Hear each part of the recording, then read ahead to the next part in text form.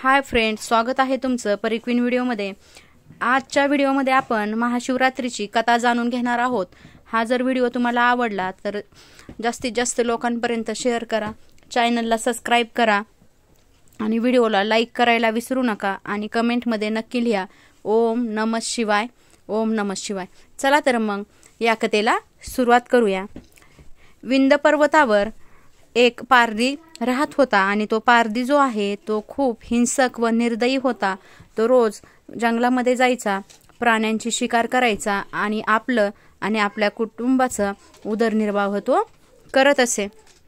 महाशिवरात्रीचा दिवस होता आणि शिकारी शिकार करण्यासाठी जंगलात गेला। जंगलात जात असताना वाटेत त्याला एक शिवशंकराचं मंदिर लागलं।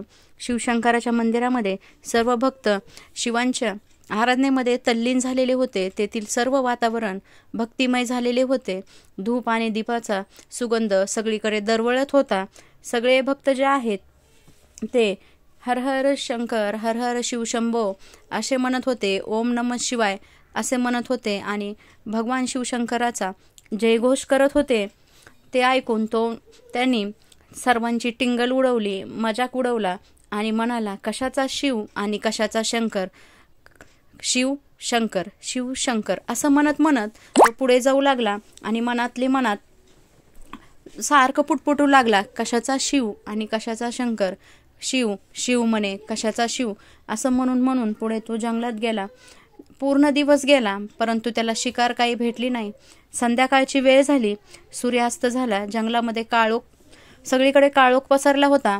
तो एका नदीच्या तीरावर पोहोचला। नदीच्या तीरावर एक झाड होते। त्या झाडावर तो वरती चढून बसला, जेणेकरून शिकार जर पाणी प्यायला कुठला प्राणी आला तर त्याचे आपल्याला शिकार करता येईल। ते झाड जे होते, ज्या झाडावर तो बसला होता ते झाड होते बेलाचे। वरती झाडावर चढून बसला आणि नदीच्या दिशेने बाण रोखून धरला, परंतु बेलाच्या झाडाच्या छोट्या छोट्या ज्या फांद्या ज्या आहेत त्या त्याला बाण रोखून धरण्यामध्ये आडव्या येत होत्या। त्यामुळे त्यानं बेलाच्या फांद्याचे जे बेलाचे पानं आहेत ते तोडून खाली टाकायला सुरुवात केली। परंतु त्या बेलाच्या झाडाखालीच खाली एक शिवलिंग होते। त्याला माहीत नव्हते की झाडाच्या खाली शिवलिंग आहे। तो बेलाचं एक पान तोडून खाली टाकू लागला आणि मनातली मनात सारखं तो पुटपटत होता, शिव शिव शिव, म्हणजे त्याचा जप पण चालू होता आणि खाली महादेवाच्या शिवलिंगावर बेलाच्या पानाने अभिषेक पण होऊ लागला होता। परंतु त्याला माहीत नव्हते की खाली शिवलिंग आहे आणि आपली जीभ सारखं शिव शिव बोलत आहे, हे देखील त्याला माहीत नव्हते। तेवढ्यात सुंदर अशी सुकुमार अशी एक हरिणी नदीवर पाणी पिण्यासाठी तिथे आली। तिला पाहून पारध्याने बाण रोखून धरला।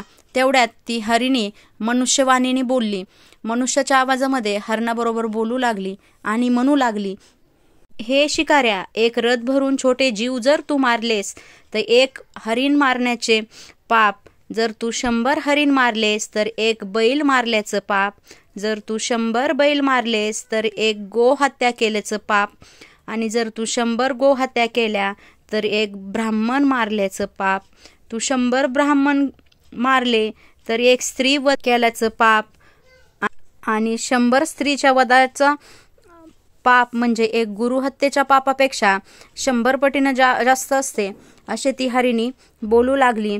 तर माझा अपराध नसताना तू माझ्यासारख्या गर्भवतीला मारू नकोस। माझ्या उदरामध्ये एक निष्पाप जीव, कवळा जीव आहे आणि त्या जीवानी आणखीन ही सृष्टी देखील पाहिलेली नाही, त्याचं काय अपराध आहे याच्यामध्ये, त्यामुळं तू माझी हत्या करू नको, मला इथून जाऊ दे, ही सृष्टी देखील त्याने पाहिलेली नाही, मला इथून जाऊ दे, अशी विनंती हरिणी त्या पारध्याकडे करू लागली।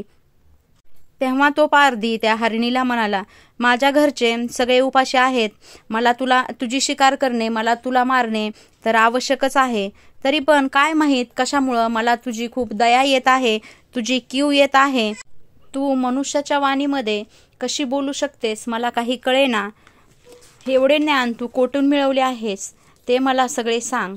तेव्हा हरिणी म्हणाली, जेव्हा देव व दानवामध्ये समुद्र मंथन झाले होते तेव्हा 14 रत्नामध्ये रंभा नावाचं एक रत्न जे बाहेर पडलं होतं, ती रंभा म्हणजे एक अप्सरा होती। तिच्याकडे असे काम होते की देवांचे आणि ऋषींचे मनोरंजन करायचे. हे काम रंभेकडे होते. ती स्वर्गातील दिव्य भोगून सौंदर्याने उन्मत्त होऊन गेली आणि शिवभजन तिनं सोडले. सोमवार सोडून दिले. प्रदोष काळाचा उपवास देखील तिनं सगळं सोडलं आणि अमृतपान सोडून ती मद्यपान करू लागली. आणि हिरण्य नावाचा जो राक्षस आहे त्या दैत्याबरोबर ती राहू लागली. देवांना सोडून दानवाकडे गेली. हे सगळ्यात मोठं तिनं पाप केलेलं होतं. एक दिवस हिरण्य नावाचा राक्षस जंगलामध्ये गेल्यावर तिला असे वाटले की चला तेवढ्यात आपण शिवशंकराचं दर्शन घेऊन येऊया. शिवशंकराच्या दर्शनासाठी ती कैलासावर गेली. शिवशंकराने तिला पाहताच ते क्रोधित झाले व तिला तू पापिनी आहेस, तू इथून जा म्हणून बोलू लागले. तू मृत्यूलोकास हरिणी म्हणून जन्म घेशील व तुझ्या ज्या सर्व मैत्रिणी किंवा ज्या सख्या आहेत त्या देखील हरिणी या रूपातच जन्म घेतील आणि जो राक्षस आहे तो मृग होऊन तुमचा पती होईल असा शाप शिवशंकराने दिला. शिवशंकराला ती बोलू लागली की मला माफ करा, माझ्या हातून खूप मोठा गुन्हा झाला आहे, मला उशाप द्या. तेव्हा तिच्यावर दया करून शिवशंकरांनी तिला असा उशाप दिला की 12 वर्षांनी तू परत माझ्या चरणी येशील असा उशाप दिला. त्या शापाप्रमाणे मी आता सध्या हरणीचा जन्म घेतलेला आहे असं तिनं सांगितलं. आणि पुढे ती बोलली की मी आता सध्या गर्भवती आहे, माझा प्रसूती काळ जवळ आलेला आहे. तेव्हा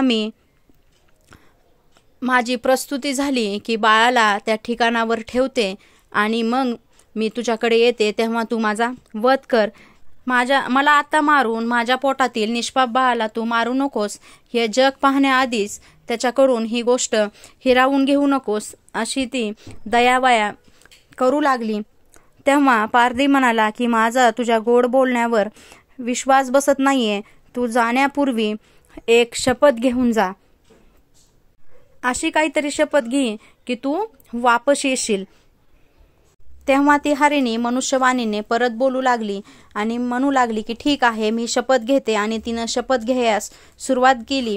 ती म्हणू लागली, जे नवरा बायकोचा वियोग करतात ते पुढच्या जन्मात नपुसक होतात, जे दुसऱ्याची निंदा करतात ते पुढच्या जन्मी काबळे होतात, विद्या असून जे लोक शिष्याला देत नाहीत ते पुढच्या जन्मात पेंगळाच्या जन्माला जातात, जो राजा प्रजेला त्रास देतो तो सापाच्या पोटी जातो, जी स्त्री स्वतःचा पती कुरूप आहे म्हणून पतीचा त्याग करते ती पुढच्या जन्मी बालविधवा होते, जी स्त्री पतीची निंदा करते ती पुढच्या जन्मी कुलटा होते, जे आईवडिलांना छळतात ते पुढच्या जन्मात माकडाच्या जन्माला जातात. हे शिकाऱ्या, तुला वचन देऊन जर मी नाही आले तर हे जे सर्व पापे आहेत ते माझ्या माती लागो, ते सर्व पापे मला लागो अशी ती हरिणी जी आहे ती पारध्याला म्हणाली. तेव्हा पारध्याने तिच्यावर विश्वास ठेवला आणि तिला जाण्यास परवानगी दिली. परत पारधी दुसरी कुणीतरी शिकार येईल म्हणून वाट पाहू लागला. तोपर्यंत पहिला प्रहर संपून दुसरा प्रहर लागला होता. दुसऱ्या प्रहरात परत एक हरिणी तेथे आली आणि पाणी पिऊ लागली. पाणी पित असताना तेवढ्याच शिकाऱ्याने तिच्यावर बाणाचा रोग धरला. तेवढ्यात परत ती दुसरी हरिणी देखील मनुष्याच्या आवाजामध्ये बोलू लागली की हे पारध्या, मला मारू नको, माझ्यावर दया कर. मी पतीला वचन देऊन आले होते की मी तुम्हाला भेटावयास येईल, मी तिकडच चालले होते, माझ्यावर दया कर आणि मला जाऊ दे. माझी शेवटची इच्छा आहे की मी माझ्या पतीला भेटून येईल. दुसरी हरिणी देखील मनुष्यवाणीत बोलती आहे हे पाहून त्या पारध्याला आश्चर्याचा धक्का बसला आणि त्याला नवल वाटले. तो म्हणाला, ठीक आहे, तू जात आहेस तर जा, मी तुला जाऊ देतो, पण जाण्यापूर्वी तू एक शपथ घेऊन जा. हरिणी म्हणाली ठीक आहे आणि तिनं शपथ घ्यायला सुरुवात केली. ती म्हणू लागली, जे दोन भावंडे भांडणं करतात ते पुढच्या जन्मी माशाचा जन्म घेतात, जे वाटसरूंना लुटतात ते पुढच्या जन्मी शूद्र होतात, जे ब्राह्मणाचा वर दुसऱ्याचा सतत अपमान करतात त्यांना पुढच्या जन्मी देव ब्रह्मराक्षस बनवतो, जे ग्रहणात जेवतात त्यांना पित्ताचा त्रास चालू होतो, जी स्त्री गर्भपात करते ती पुढच्या जन्मी वांज बनते, गुरु माता पिता यांचा अपमान करणारा पुढच्या जन्मात तोतर बोलतो, झाडांची सावली नष्ट करणारा, पुढच्या जन्मात निराधारी होतो, हे सर्व पापे माझ्या माथी पडो, हे सर्व पापे मला लागो, अशी मी शपथ घेते. असं म्हणून तिने शपथ घेतली. त्यावर पारडी म्हणाला, ठीक आहे, तू जाऊ शकते. दुसरी हरणी देखील निघून गेली. तेव्हा दुसरा प्रहर संपलेला होता. परत पारधी बेलाचे पानं तोडू लागला आणि खाली टाकू लागला, कारण त्याला समोरचं पटकन काही दिसत नव्हतं आणि त्याला नेम साधता येत नव्हता. त्यामुळं परत बेलाचे पानं तोडू लागला आणि खाली टाकू लागला. ते बेलाचे पानं शिवलिंगावर पडतायत ह्याचं त्याला थोडंही भान नव्हतं आणि तोंडातून तो सतत शिव शिव जे नाव पुटपुटत होता त्याचं देखील त्याला भान नव्हतं. आणि ज्या 2 हरिणीने त्याला कथा सांगितली किंवा जे काही ज्ञान दिलं त्याने त्याचं जागरण झालं होतं ह्याचं देखील भान त्याला नव्हतं. त्याचबरोबर त्या दिवशी शिकार न भेटल्यामुळं त्याचा दिवसभर उपवास घडला होता हे देखील त्याला लक्षात नव्हते. आणि जे त्यानं बेलपत्र खाली तोडून टाकत होता ते शिवलिंगावर पडल्याने आणि शिवशिव तोंडात सतत पुटपुटण्याने त्याचं जे पाप होतं ते महादेवाने त्याला पापातून मुक्त केलेलं होतं. परत त्याची नजर नदीच्या तीरावर गेली. तेवढ्यात तिथं एक हरिण आलेलं त्याला दिसलं. त्यानं परत बाण रोखला आणि हरणाच्या दिशेनं तो बाण सोडणार. तेवढ्यात ते हरिण देखील मनुष्यवाणीनं बोलू लागलं की हे पारद्या, मला मारू नकोस, मला घरी जाऊ दे, मला माझ्या पत्नीला भेटायचे आहे. मी पत्नीला सांगून आले आहे की मी तुला भेटायला येईल, मी लवकर घरी येईल. तो हरिण देखील मनुष्याच्या आवाजमध्ये बोलत होता. हे पाहून त्या पारद्याला आश्चर्य वाटले आणि पारधी म्हणाला, जायचंय तर ठीक आहे, पण जाण्याआधी तू शपथ घेऊन जा.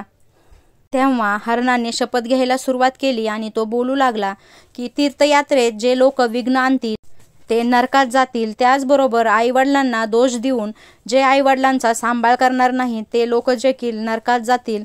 जे दुसऱ्यांचा विश्वासघात करतील त्यांना पोटदुखीचा रोग होईल. जे शिवकीर्तन ऐकणार नाहीत ते लोक बहिरे होतील. जे लोक जास्त बडबड करतील ते पुढच्या जन्मात बेडकाचा जन्म घेतील.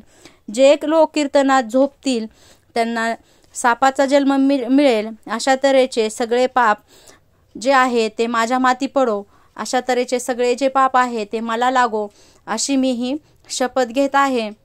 असं म्हणून हरिण देखील पुढे निघून गेला. शिकाऱ्याचं तोंडात नामस्मरण चालूच होतं. तो सारखं म्हणत होता शिव शिव शिव आणि फांद्यावरची पाने त्याला शिकार करण्यासाठी आडवी येत होते म्हणून तो सतत बेलाचे पानं तोडत होता आणि खाली टाकत होता. त्यामुळे त्याचा जप आणि अभिषेक हे दोन्ही चालूच होतं. त्याचं त्याला पुण्य मिळत होतं. तेवढ्यात तेथे आणखीन एक हरिणी आली. त्या हरिणीच्या दिशेनं बाण सोडणार तेवढ्याच ती हरिणी म्हणाली, हे महापुरुषा, हे पारद्या, मला मारू नकोस, माझं घरी बाळ वाट पाहतंय. मी त्याला सांगून आले होते की मी थोड्या वेळात येते, मला बाळाकडे जाऊ दे आणि त्याला भेटून येऊ दे, मी परत येईन. परंतु शिकारी म्हणाला की माझा तुझ्यावर विश्वास नाही, तू जाण्याआधी एक शपथ घे आणि मगच पुढे जा. तेव्हा ते हरिणीने शपथ घ्यायला सुरुवात केली व ती बोलू लागली, जे लोकाच्या घरात भांडणे लावतात आणि कठोर बोलतात त्यांचे यमराज हातपाय चोरतात. जे दुसऱ्यांवर चोरटी नजर ठेवतात त्यांना मेल्यानंतर नरक यातना भोगाव्या लागतात. जे गवत जाळतात त्यांना क्षयरोग होतो व जे दुसऱ्याचे वाईट चित्तात त्यांना देखील नरक यातना भोगाव्या लागतात. ह्या सर्व गोष्टीचे पाप मी जर वापस आले नाही तर माझ्या माथी पडो, हे सर्व पाप मला लागो, अशी मी शपथ घेत आहे.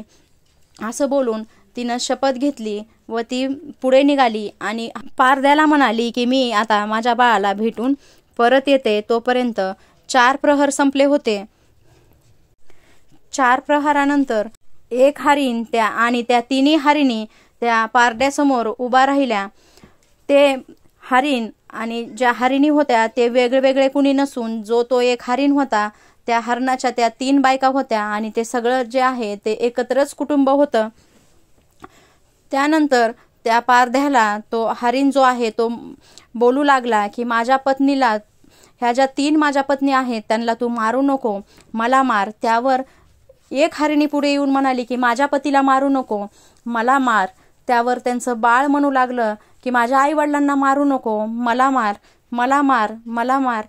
हे ऐकत असताना त्या पारदे भांबावून गेला आणि त्याच्या डोळ्यातून अश्रूच्या धारा लागल्या. तो पारधी ढसाढसा रडू लागला आणि म्हणाला की आता मला सर्व ज्ञान भेटले आहे, इथून पुढं मी कोणत्याही जीवाची हत्या करणार नाही. हे सर्व गोष्टी वरतून सर्व देव आणि देवादिदेव महादेव पाहत होते. हे सर्व पाहून महादेव त्यांच्यावर प्रसन्न झाले आणि चुकून का होईना जो पारडी होता त्याचा त्या दिवशी उपवास घडला, रात्रीचा जागर देखील घडला आणि शिवलिंगावर बेलपत्र चढवल्याने त्याचे जे पाप होते ते पाप धुवून गेले होते आणि तो निर्मळ बनला होता. यामुळं भगवान शिवशंकर त्याच्यावर प्रसन्न झाले आणि त्याला आशीर्वाद दिला की इथून पुढे तू माझी सेवा करशील आणि माझ्या चरणापाशी राहशील. आणि जे हरिण होते त्यांना देखील आशीर्वाद दिला आणि म्हणाले की तुम्ही देखील आकाशामध्ये मृग नक्षत्र बनून नेहमीसाठी चमकत राहाल. अशी ही महाशिवरात्रीची कथा तुम्हाला जर आवडली असेल तर लाईक, शेअर, सबस्क्राईब करायला विसरू नका आणि जास्तीत जास्त लोकांपर्यंत शेअर करा आणि कमेंटमध्ये नक्की लिहा ओम नमः शिवाय किंवा हर हर महादेव, शंभो शंकरा. चला तर मग अशीच नवनवीन माहिती घेऊन भेटूया पुढील व्हिडिओमध्ये. तोपर्यंत बाय बाय. विसरू नका परिक्वीन व्हिडिओ.